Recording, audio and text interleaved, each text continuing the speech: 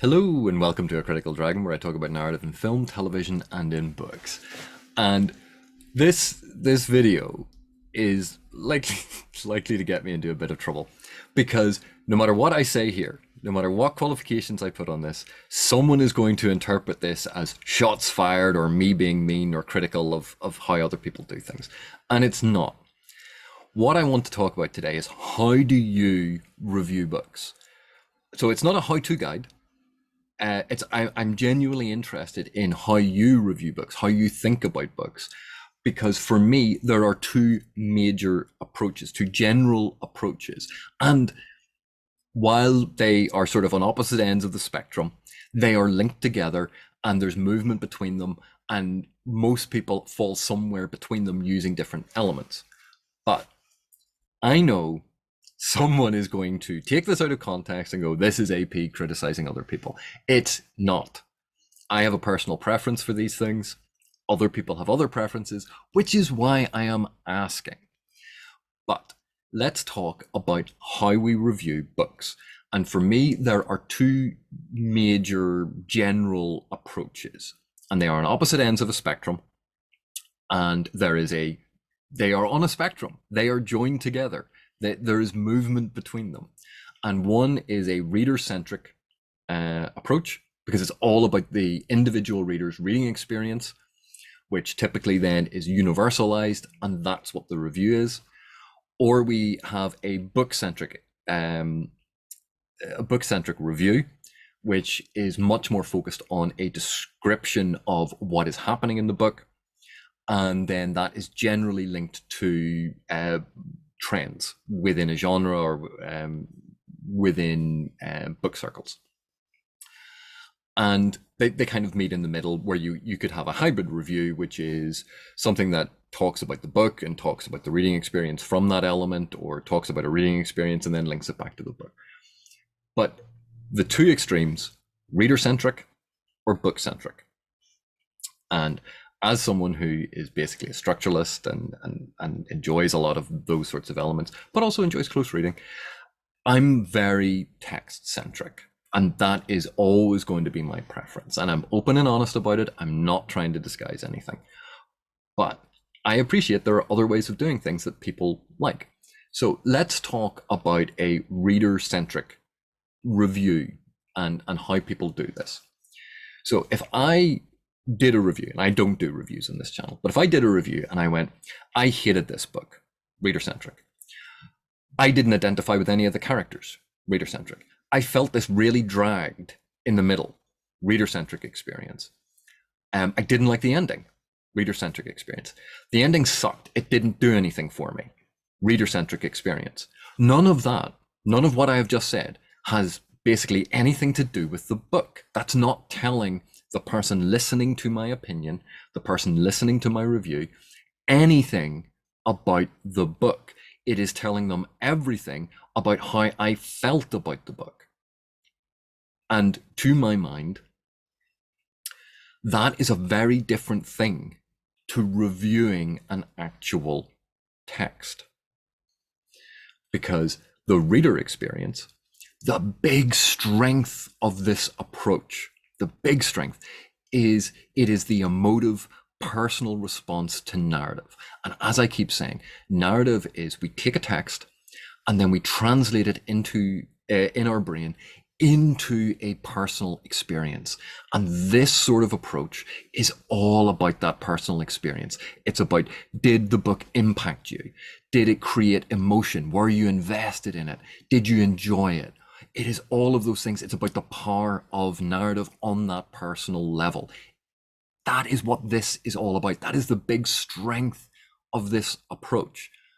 But the weakness of this approach is it's not actually about the book. It's about how I personally felt when reading it. It's about what the book evoked in me. It's about my personal experience. So a limiting factor for this is, if that is my review, if that is the style of review I give, unless someone has watched a lot of my reviews so they understand my preferences and my style and the things that I like and the things that I don't like, they are not going to understand why I responded that way. Because they're not going to know if I said, oh, the ending sucks and I really didn't enjoy it. It just didn't do anything for me. Unless they know the things that do work for me, that tells them nothing about the ending of the book, apart from I didn't enjoy it. So if they don't know me and they don't know my preferences, it tells them nothing about the book. If they do know me, if they do know my preferences, that gives them a better idea. If I said, oh, this whole section just was really slow and it dragged and it was boring, so it was just people talking. Again, I've given a little tiny bit of information. It was people talking. That's the one bit of information there about the book. The rest of it was about my impression of that section. So if you put yourself in the position of the person watching the review, and they know nothing about the book, they haven't read it yet, that's why they're watching your review, and they hear you say, oh, this whole section dragged because it was just people talking, and they go, well, I like people talk. Is it just like long bits of dialogue? You can see how someone who hasn't read the book can be confused by that, because it's not talking about the book, it's talking about your impression of the book. But if they know you, if they know the reviewer, if they understand that, they go, oh, this is going to be one of those whole sections where it's all about the characters talking and they're not involved in big narrative events. And I know that this reviewer really likes the big narrative events with lots of action happening. So this is a section of the book where there's no action. The key to unlocking the information in that review is understanding the reviewer. In essence, the opposite of death of the author. The author of the review has to be known and understood in order to understand the review. On the other hand, on the other side of the spectrum, we can have a text-centric approach where we describe the things that happen in the text, where we can talk about the narrative style, the narrative perspective, the type of narrator, the plot structure. We can talk about general narrative elements and the general shape of the plot and what's going on. We can talk about the setting and the world building. We can talk about all of those narrative elements. We can describe them so that if we said, oh, this is an epic fantasy story about colonial expansion told from a third-person limited perspective through multiple POVs on both sides of the conflict. So there's no clear good guy or bad guy because we're seeing the conflict from both sides. It uses a lot of short story writing techniques. It is a postmodern critique of genre elements and the tropes of the genre. And so it plays around with reader expectation. It opens in media res. Obviously, I'm now describing Garden to the Moon. But in all of those things, I'm not telling you what I felt about it. I'm not telling you my reading experience. I'm giving you all of the elements that make up this story. And therefore, you can listen to that and you can go, well, I like books that are written in a short story style. I like books that have multiple POVs. I like books that are military fantasy or epic fantasy. You're giving your audience an insight into what the text is doing, and you're removing yourself from it so that you're giving them a more, is it truly objective? No, it is always going to be subjective, but you're giving them a less subjective and less personal view of the novel than when you talk about your own reading experience. And so as a review, this has a broader applicability, a broader accessibility, because someone can watch that review or read that review and get an idea of what's going on in the book, where without knowing who the reviewer is, without knowing the preferences and the personal tastes of the reviewer, because it's all focused on what the book is actually doing, what the book is showing, what is going on in the narrative. And so in that respect, that description of what is happening, of identifying these narrative elements, that is, a great way of reviewing a text. But obviously, reviews are a balance between these things, because not only do we want to know what's going on in a text, we want to know what the reviewer thought about it, whether it was a good book or a bad book. But as soon as we get into that, As soon as we get into whether or not it is good or bad, that's where personal taste and preference come in.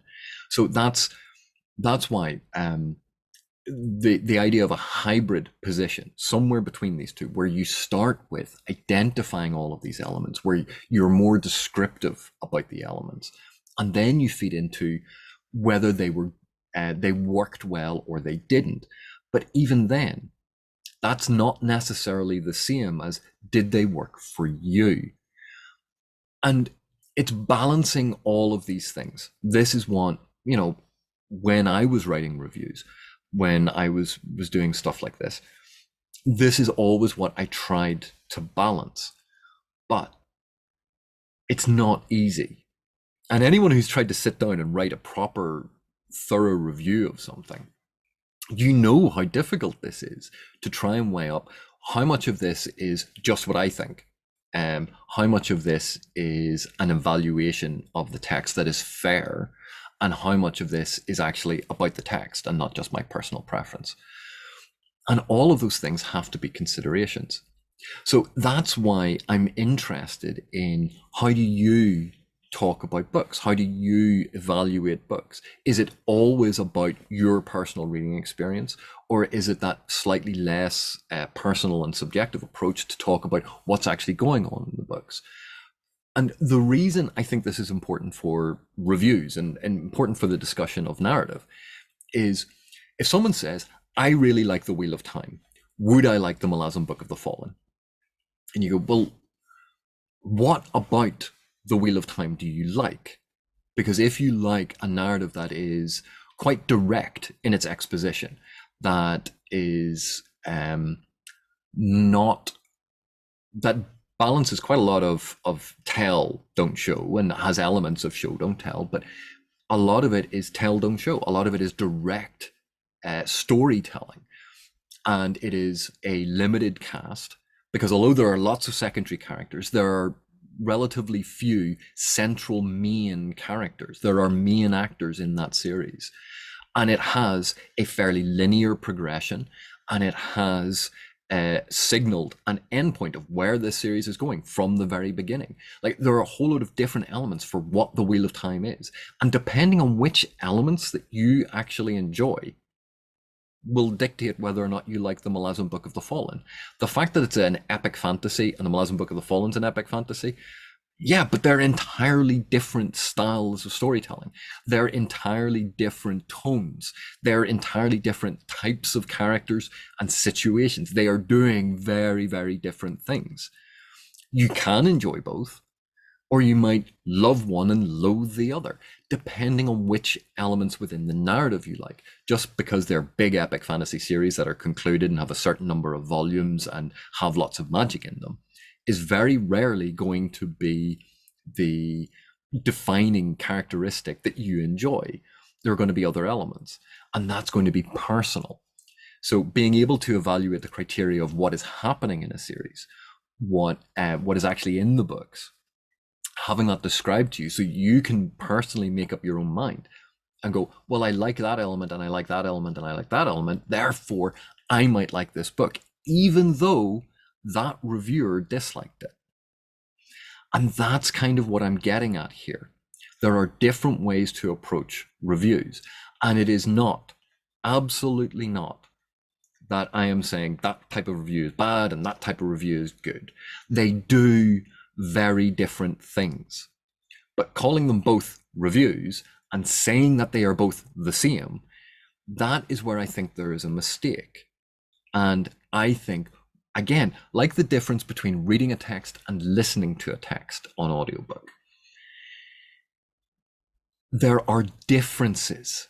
There is a different emphasis. There are things that are different about these approaches that we should be aware of. That is not to say one is better than the other, because some reviews and audiobooks will work for some people and not for other people, because it involves a personal choice. It involves all sorts of things. So it's about, they are not the same. They are emphasizing different things. They are concentrating on different things. The personal reading experience focuses very much on an egocentric, a self, how the book impacted you. And that can be very powerful. It can be very emotive. A review that is very descriptive about what's going on in the text can be bloodless. It can be passionless because it's, just what happens in the book. And you go, well, I want to know if someone really enjoyed it or they really hated it. I want to see that passion. It all depends on why you're watching a review or what you're talking about. They do different things, and there's room for both. But I just wanted to raise that. I think it's an interesting topic, and I'm very interested in how you talk about books, in how you evaluate books, and how you think about them, and that's what I'd like to chat about in the comments. But thank you for watching, and I'll see you in the next one.